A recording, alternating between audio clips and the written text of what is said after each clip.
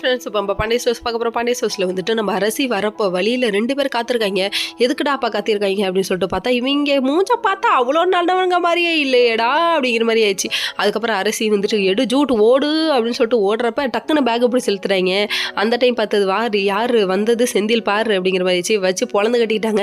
ஐயோ நான் வர வேண்டிய இடம்டா, நீங்கள் ஏன்டா இப்படி பண்ணுறீங்க, இது பழைய டெக்னிக்னு நினச்சி இவர் ட்ரை பண்ண கடைசியில் பார்த்தா ஒர்க் அவுட் ஆகாமல் போயிடுச்சுங்க. அதுக்கப்புறம் ரொம்ப ஷேம் பப்பி ஷேமாக போயிடுச்சு. இவங்க ஒரு பக்கம் அடிச்சு அந்த பசங்களாம் துரத்தி விட்டாங்க. அதுக்கப்புறம் நம்ம பழனி மட்டும் நோட் பண்ணிட்டாரு இருக்கிறது யாரு அப்படின்னு சொல்லிட்டு.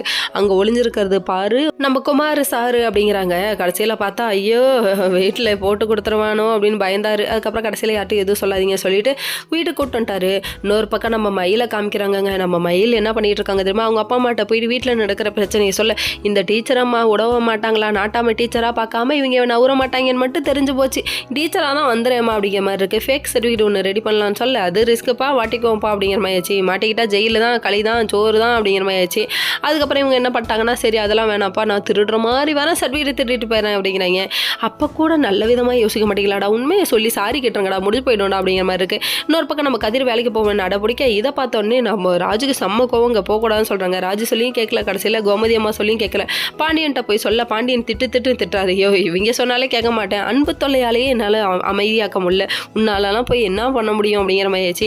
அதுக்கப்புறம் அதிரடி புயல் அமைதி புயலாக மாறிடுச்சுங்க. அதுக்கப்புறம் இவர் வந்து வெளியே வர ராஜோட அதாவது குமார் இருக்காரே அப்போ வந்து உரண்டை இருக்கிறாரு.